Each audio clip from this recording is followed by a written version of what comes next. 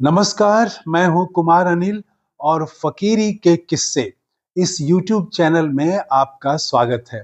आज जो कहानी हम सुनाने जा रहे हैं आपको, वो जीवन बदल देने वाला है। देखिए, एक ही दफ्तर में कई लोग काम करते हैं।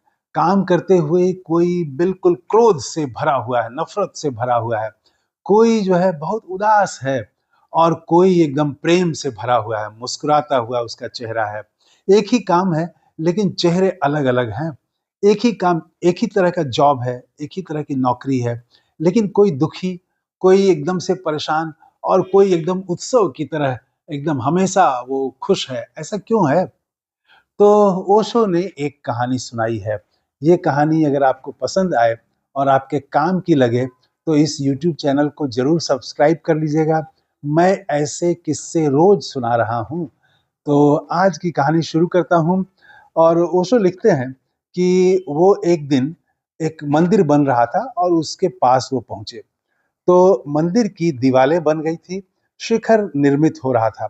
सैकड़ों मजदूर पत्थर तोड़ने का काम कर रहे थे। तो उन्होंने एक पत्थर तोड़ते हुए मजदूर से पूछा, मित्र, क्या कर रहे हो? उस मजदूर ने बहुत गुस्से से उन्हें देखा और कहा, क्या आपके पास आंखें नहीं हैं? क्या आपको दिखाई नहीं पड़ता कि मैं पत्थर तोड़ रहा हूं? कोई क्रोध होगा उसके मन में, कोई निराशा होगी, और पत्थर तोड़ना तो कोई आनंद का काम हो भी नहीं सकता। मैं उस मजदूर को छोड़कर आगे बढ़ गया और दूसरे मजदूर से पूछा, वह भी पत्थर तोड़ रहा था, मित्र, क्या कर रहे हो? उस मजदूर ने क्रोध तो उसको नहीं था, लेकिन अत्यंत उदासी से उसने उनकी तरफ देखा और कहा, आजीविका कमा रहा हूँ, बच्चों के लिए किसी तरह रोटी कमा रहा हूँ, क्या आपको दिखाई नहीं पड़ रहा है? वह भी पत्थर तोड़ रहा था, लेकिन उसने कहा, बच्चों के लिए रोटी कमा रहा हूँ। निश्चित ही केवल रोटी कमाना बहुत आनंद की बात तो नहीं हो सकती। उसकी उदासी का कारण था, लेकिन फिर भी पहले पत्थर तोड़ने वाले से भिन्न थी उसकी दशा।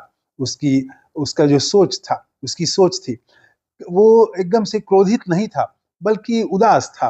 रोटी कमाने के लिए मजबूरी में, मतलब लोग कहते हैं ना कि वो गाड़ी खींच रहे हैं, जीवन की गाड़ी खींच रहे हैं, तो वो उस भाव से उसने कहा। और उसके बाद में तीसरे आदमी के पास भी पत्थर तोड़ रहा था।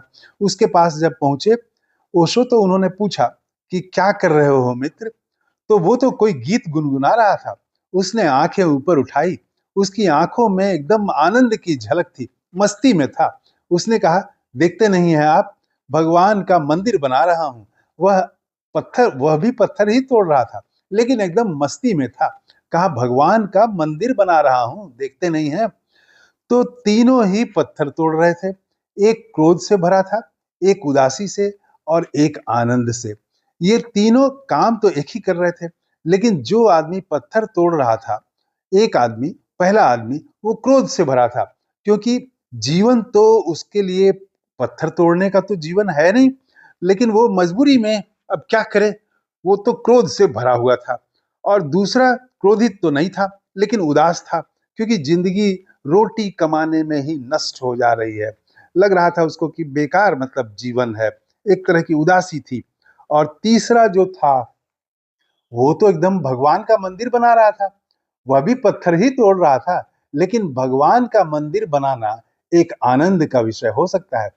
और वो धन्य है जो लोग अपने जीवन में, अपने काम में इसी तरह मंदिर बनाने का काम कर रहे हैं। तो ये कहानी से पता चलती है, मंदिर बनाना मतलब आपका काम, आपका जॉब, हमारा जॉब।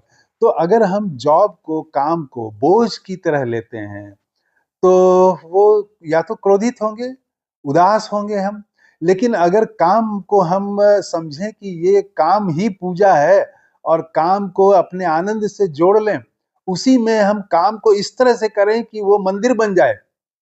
वहाँ वो कोई भी खाना ही बना रहे हों, ऑफिस में कोई न्यूज़ लिख रहे हों, कोई काम कर रहे हों, एक ईंट ही हम जोड़ रहे हों, कोई भी काम हम कर कर रहे हों, तो वो काम को हम इस तरह से करें जैसे हम मंदिर बना रहे हैं, भगवान का मंदिर।